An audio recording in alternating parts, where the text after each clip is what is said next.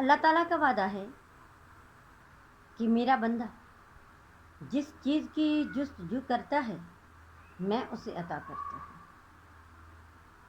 میں نے بھی بچپن سے لے کر جوانی تک پھر اب تک میں نے اپنی جستجو جاری رکھی، اپنی کوشش جاری رکھی، اور اللہ تعالیٰ نے میری محنت کا مجھے پھل دیا۔ 2014 کو میری پہلی کتاب منظر عام پر آئی۔ جب میری کتاب رحمت کی برسات منظر عام پر آئی تو میری خوشی کی انتہا نہ رہی۔ میں نے شکرانے کے نفل ادا کیے، اللہ تعالیٰ کا لاکھ لاکھ بار شکر ادا کیا کہ اے پروردگار، تم نے میری محنت کا مجھے پھل دیا، تیرا میں جتنا شکر ادا کروں کم ہے۔ محلے داروں نے، محلے کی عورتوں نے مجھے مبارکباد دی، اور ساتھ میں وہ حیران بھی تھی کہ یہ اتنا بڑا کام آپ نے کیسے کر لیا، وہ بھی گھر کے ایسے حالات میں۔ میں نے گھر کے حالات کو اپنے راستے کی دیوار نہیں بننے دی۔ حالات جیسے بھی رہے میں کبھی ہمت نہیں ہاری۔ اللہ تعالیٰ نے مجھے میری اس محنت کا انعام اس طرح دیا کہ ایک دن اچانک مجھے مس فرحت کا فون آیا۔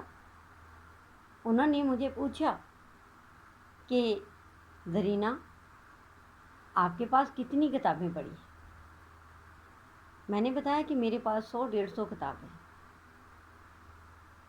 تو میڈم نے کہا کہ پاپا جی نے فون کیا ہے کہ حسن میرج ہال میں ایک پروگرام منعقد ہو رہا ہے، تو زرینہ سے کہو کہ جتنی کتابیں ہیں وہ لے کر وہاں آ جائے۔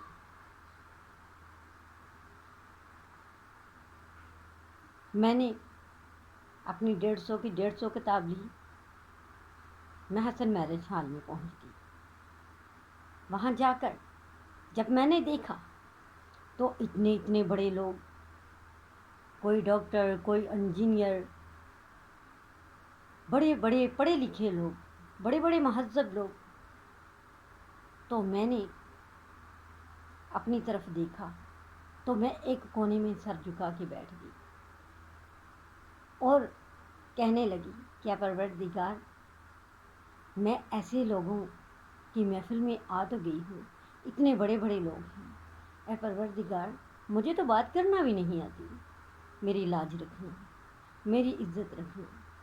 ابھی میں سر جھکا کے بیٹھی ہوئی تھی کہ کرامت بھٹی صاحب میرے قریب آئے اور انہوں نے مجھے کہا کہ زرینہ آپ آ گئی؟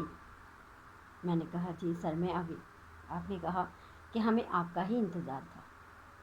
جب پروگرام شروع ہوا تو میں بیٹھی ہوئی تھی، سب سے پہلے کرامت بھٹی صاحب نے مجھے سٹیج پر بلایا اور میں حیران رہ گئی۔ پھر وہاں مجھے اتنی پذیرائی ملی، اتنی عزت ملی کہ اللہ تعالیٰ کا میں جتنا شکر ادا کروں کم ہے۔ وہ میرا زندگی کا پہلا واقعہ تھا کہ اتنے بڑے فورم میں، اتنی بڑی سٹیج پر مجھے بات کرنے کا، نعت پڑھنے کا موقع ملا۔ وہ میری محنت کا پھل تھا۔